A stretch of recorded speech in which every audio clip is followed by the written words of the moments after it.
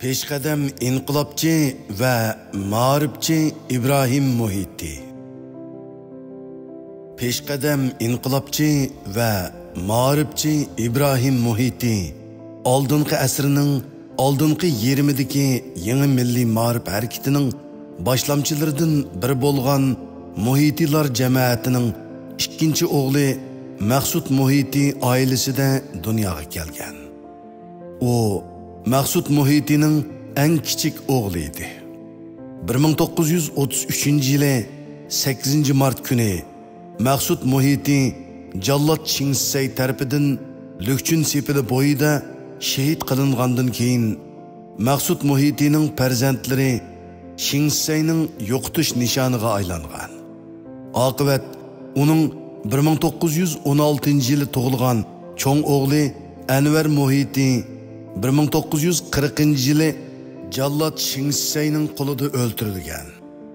1918-yili tug'ilgan ikkinchi o'g'li Abdurashid Muhiti 1939-yili turmadan Nimjon va og'ir kasal holatida qo'yib berilgandan keyin bir yilga to'shmagan qisqa vaqt ichida o'lib ketgan edi. Bularning ichida faqat İbrahim Muhitila mo'jizlarcha amon qilib, toki 2013-yili 22 noyabr kuni 93 yoshida vafot bo'lguncha vatani va xalqi uchun untinsiz xizmat qilish sharafiga muyassar bo'lgan edi. Bu nuqtadan elib aytganda, u xuddi tog'isi Mahmud Muhiti ta'riflagandek akasining tabarik o'g'li edi. İbrahim Muhiti 1920-yili Turpan Ostanada tug'ilgan. 1933-yili 8 mart kuni otasi Maqsud Muhiti Lükchündagi jangda shahid bo'lgandan keyin tog'asining yanida dushmanga qarshi turishni birer yildek davomlashtirgan. 1934-yili 7-oyda tog'asi Mahmud Muhiti uni o'zining o'g'illari bilan birga Qashqarga elib ketgan. İbrahim Muhiti dastlabda Qashqar Jumloq shaharga joylashgan harbiy shtabning ichidagi boshlang'ich maktabda, keyin O'rda oldi maktabda o'qigan. Mahmud Muhiti uni akamning tabarik o'g'li deb nihoyatda e'tiborlab tarbiyalagan. Lekin 1936-yili Qashqarda Mahmud Muhitini qasdlash harakatlarining tezdan ko'payib ketishi va Uyg'ur otliq diviziya komandirlari ichidagi sotqunlarning kun sari avib ketishi sababidan Mahmud Muhitini tabarruk jiyanini va boshqa bir qism yaqin tuqqanlarini Turpandagi yurtiga qaytirib etishni to'g'ri deb qaragan. Shuning bilan İbrahim Muhiti 1936-yili Qashqardagi urug' tuqqanlari bilan birga Turpanga qaytib kelgan. İbrahim Muhiti 1936-yildan 1946-yilgacha 10 yil vaqt ichida Jallod Shingsay va Gomindang ishg'olchilarining qattiq qiyin qistoqlari ostida nazorat ostida yashashga majbur bo'lgan. 1946-yili 1-oyda 11 bitim imzolanib, shu yili 8-oyda Navra aksi Abdurahman Muhiti Turpanning hokimligiga saylangandan keyin Navra aksining yanida tarbiyalangan.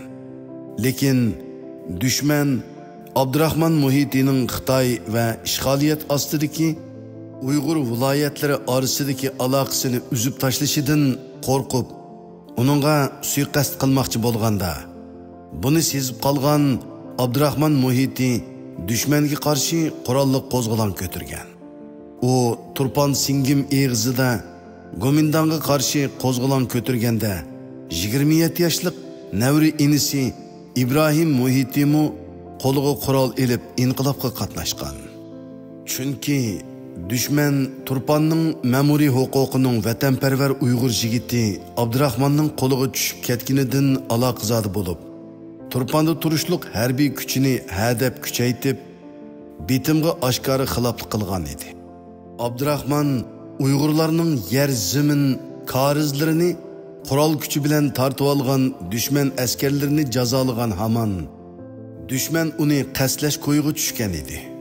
Ikki taraf o'rtasida 13-iyul tong saharda boshlangan bu qurolli to'qinish 22-iyulga kelganda avjiga chiqqan. Oxirida Abdurahmon askariy kuchini qo'g'dab qilish uchun urush qilg'ach g'arbiy shimolga chekinib, shu yili 8-avgust kuni milliy armiya kontrol qilayotgan ozod joyga utuqliq yetib borgan. Afsus, chekinish jarayonida ular otgan o'qdan urkib ketgan otlar İbrahim Muhiti, Mahmud Muhitining kichik o'g'li Abduz Muhiti va Gosul Muhitining o'g'li Abdullah Muhitilarni cho'ng to'pdan ayirib etgan. Natijada ular Nevra aksi bilan tepish olmay, yoshirincha Turpanga qaytib kelgan. Lekin ishpiyonlarning cheqib qo'yishi bilan Abduz Muhiti va Abdullah Muhiti Gomindang banditlarining qo'liga tushib qilib, Singim eg'izida baxtga qarshi qiynab o'ldirilgan. Baxtga yarasha İbrahim Muhiti Karizlar va g'orlarda bir mezgil yoshirinib yurib, oxirida bir yuk mashinasiga yoshirinib Urumchiga chiqib ketgan.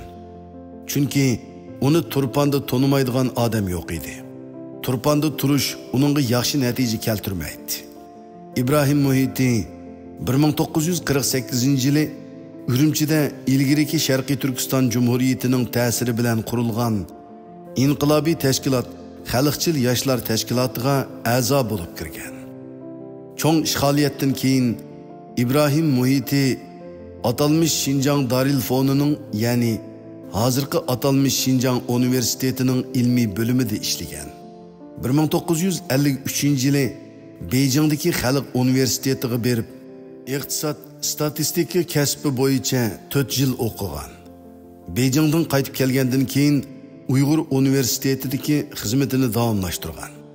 1966-yili yozda madaniyat zo'r inqilobi boshlanganda tordan tushib qolgan pomishchik qor gizanda deb tortib chiqilib 10 yilga yaqin qattiq xo'rliq chekkan.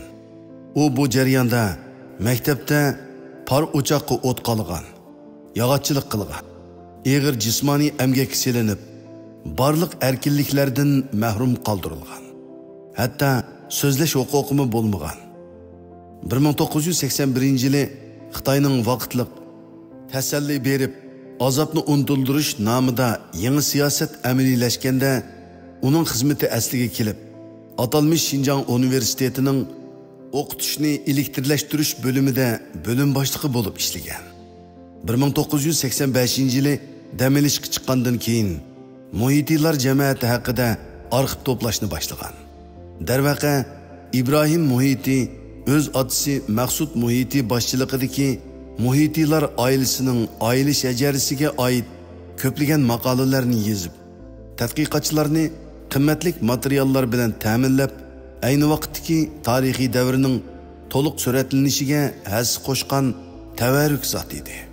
Peshqadam ziyoli İbrahim Muhiti 90 yillik uzun umr musobasida bir qancha davrlarni beshidan kechirib, jang maydonlarida qahramonlik ko'rsatib, Uyg'ur xalqining ozodligi uchun munosib tuhfa qo'shgan. Qayg'uliq yillarda garchi xo'rliq, azob uqubat tortgan bo'lsa-mu, ammo irodasini qilchi bo'shatmay millat uchun xizmat qilishga, bo'libmi yosh avlodlarni tarbiyalashga ko'p tuhfa qo'shgan. 2013-yili 22-noyabr İdiqut osmonida chaqnagan erkinlik, ma'rifat yulduzlarining eng oxirgisi Muhitilar oilasining ruhiga varislik qilayotgan birdan-bir o'g'li, peshqadam inqilobchi, uzun yillik ma'rifchi va yozuvchi ziyoli İbrahim Muhiti Urumchida 93 yoshida olamdan o'tgan. Marhum ma'rifchi İbrahim Muhitining jinoza namozi o'ziga yarasha dag'dug'i ichida Urumchi Baytul Ma'mur masjidida o'qilib, o'ziga o'xshash milliy inqilobchilardan general Muhammad Emin Iminov bilan Sopaxun Sourovlar, ziyolilardan marhum Abdushukur Muhammad Emin bilan Abdurahim O'tkirga o'xshash jamoat arboblari dafn qilingan Gulsoy qabristonligiga dafn qilingan.